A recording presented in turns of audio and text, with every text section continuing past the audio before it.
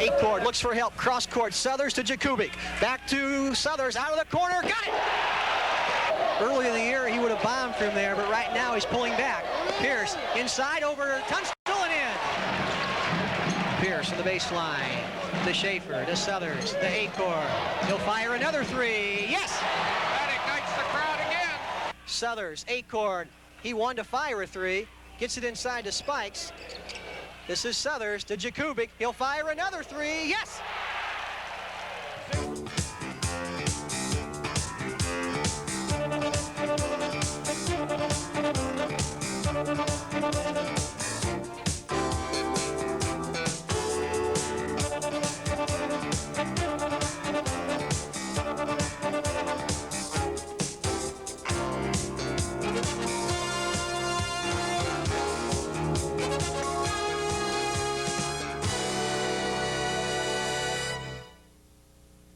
The 1982-83 University of Akron Zips faced a number of obstacles when practice sessions opened in mid-October. Akron faced a formidable schedule which included national powers Notre Dame, Michigan, and Cincinnati. But the Zips also had to overcome a lack of respect by other conference coaches who picked them to finish last in the tough Ohio Valley Conference. As things turned out, the Zips were to be literally carried on the slender shoulders of 6'5" junior guard Joe Jakubik. In the two previous seasons, Jakubik had averaged 18 points per game, and his sophomore year he garnered all OVC honors and cracked the nation's top 10 in scoring, averaging nearly 23 points per contest. With an unorthodox southpaw shooting style and low-key expression, Jakubik surprised opponents with his ability to control contest through long-range shooting and excellent court sense. But JJ began the season as a marked man by opponents, and Zip head coach Bob Rupert and his staff knew that this Mansfield-Madison High School product would need help. That help came from the playgrounds of the Big Apple, the flatlands of Western Ohio, Ohio's capital city, and even Windsor, Ontario, Canada. Wayne Pierce transferred to Akron after a successful season at Moberly, Missouri Junior College. Pierce soon impressed Zip followers with his quickness, leaping ability, and his strong suit, a knack for penetrating and scoring. This 6'5" Brooklyn native would finish the season with a 10.9 scoring average and a second-best team mark of 34 steals. Findlay, Ohio product Rick Akron also transferred to Akron from Rio Grande College and finished the 82-83 campaign second in scoring and rebounds and third in steals. Akron came to the Zips as a player who could shoot well and give the Zips added strength in plucking caroms off the glass. Akron's only senior, Tim Spikes, played a valuable role as the Zips' only legitimate inside threat. Most of his previous collegiate experience was at forward, but the 6'7" Columbus, Ohio native was forced to play the pivot against mostly larger opponents. He did yeoman's work in the paint, leading Akron in rebounding and block shots. From the land of the maple leaf, Jamie Southers came south to contribute mightily. At 6'5", Southers spent most of the season battling larger opponents inside. His great leaping ability and deadly shooting touch allowed him to average 5.9 points and 4.9 rebounds a contest. Southers began the campaign as a reserve, but eventually moved into the starting lineup. Besides this nucleus, the Zips also got lots of experienced relief from backcourt reserve Fred Johnson. In the front court, Kurt Schaefer would key a number of Zip rallies off the bench. Newcomers John Strong, Mike Fenwick, Darius Moss, and Mike Dowling also made contributions as the Zips compiled their best record in 6 seasons. The Zips also got some unwitting help from the rest of the OVC coaches. 1982-83 was the year of the great experiment in college basketball. The Ohio Valley Conference adopted a 3-point field goal and 30-second shot clock. Zips coach Bob Rupert could barely control his elation before the season started. Joe Jakubik and Rick Akron would can 95 long-range bombs between them as the Zips led the country in 3-point field goals. The Akron Bomb Squad's outside shooting prowess helped make the Zips a genuine threat in the OVC. The 82-83 season also marked the return of capacity crowds to Memorial Hall. In the late 60s and early 70s, these not-so-friendly confines struck fear into the hearts of Akron's opponents as the Zips won 80% of their contests on the hilltop hardwood. The 82-83 Zips won 11 of 14 home games as the fans returned to sell out Memorial Hall 4 times, the first capacity crowd since 1978. The Zips began the campaign on the road, traveling to Michigan to face the Big Ten Wolverines. The cold shooting Zips fell behind early and trailed by 12 at halftime. Paced by Joe Jakubik and Wayne Pierce, the Zips battled the Wolverines on even terms in the second half, but the early deficit was too much to overcome. Jakubik led Akron with 25 points, but the real bright spot in the 87-75 loss was a stellar 21-point performance by Wayne Pierce. In his first contest in the blue and gold, Pierce hit 9 out of 10 field goals. Coach Bob Rupert's team returned home to forge an early 3-game win streak. In their victory over nearby Division III neighbor Mount Union, the Zips shot nearly 60% in the first half to forge a 20-point lead. Wayne Pierce scored Akron's first 5 points and 19 in the first half. Akron's franchise player, Joe Jakubik, added 14 first-half markers.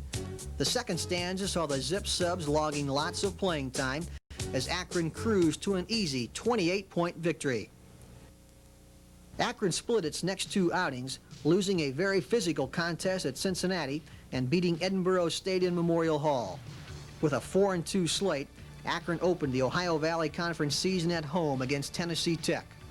The Eagles were led by 6'8" pivot man Steve Taylor, who had led the OVC in block shots the previous season. Tech started quickly and took an early 7-point lead. But then Akron's Mr. Everything, Joe Jakubik, went to work, scoring 22 first-half points to put the Zips up by 7 at intermission. In the second half, Akron pulled away to a shocking 86-66 victory. 4 Zips garnered double figures for the contest, including an impressive 10-point, 7-rebound performance by freshman John Strong. Joe Jakubik's amazing 38 points and 11 rebounds against Tech were an indication of things to come for the Zips in the OVC race. After another split of 2 games, Akron hooked up with arch-rival Kent State before a turnaway throng in Memorial Hall. The Flashes pulled away to a 10-point lead late in the first half before Joe Jakubik scored 6 straight points to pull the Zips within 4 at the half. In the second half, Kent State pulled away again, but Joe Jakubik began his long-range bombing to pull the Zips even at 61. But even an incredible 46-point performance by Jakubik, including 7 of 14 3-point shooting, couldn't overcome the Flashes, who won 78-75. The Zips started the new year in front of a live TV audience with a key clash against Cleveland State. The injury-riddled Vikings brought only 8 players to Memorial Hall, but they put up a game struggle, staying close to the Zips most of the way. Jakubik once again led Akron with 29 points, and sophomore forward Rick Acord added 14 points and 7 rebounds. Another sophomore forward, Jamie Southers, cracked the starting lineup and sparked the Zips with 13 points and 7 rebounds, and Tim Spikes battled the bulky Vikings inside to lead the Zips with 8 caroms. After a tough road loss at Murray State and a hard-fought victory at Middle Tennessee, Akron returned home to face Austin Peay. The Governors, led by hot-shooting forward Lenny Manning, surged to a 12-point halftime lead. With the hometown Zips down by 17 in the second half, the Akron Bomb Squad went to work. Rick Acord and Joe Jakubik canned 8 of 15 three-pointers between them to lead the Zip comeback. With Canton South product Kurt Schaefer hitting 3 key buckets, the Zips outscored the Governors 23-4 in a second-half surge. The blue and gold comeback was sealed on the Jakubik jump shot with 4 seconds left. Akron then visited the OVC's Death Valley and dropped 2 hard-fought struggles to Morehead State and Eastern Kentucky. In order to stay in contention for an OVC playoff berth, the Zips needed a win at Youngstown State. The Zips and Penguins staged another in their series of classic contests. The Zips surged to an early 5-point lead on Acord's 3-point bomb.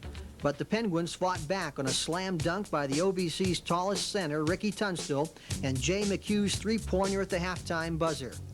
But Rick Acord's 3-point bomb and a Jamie Southers jump shot gave the Zips the lead.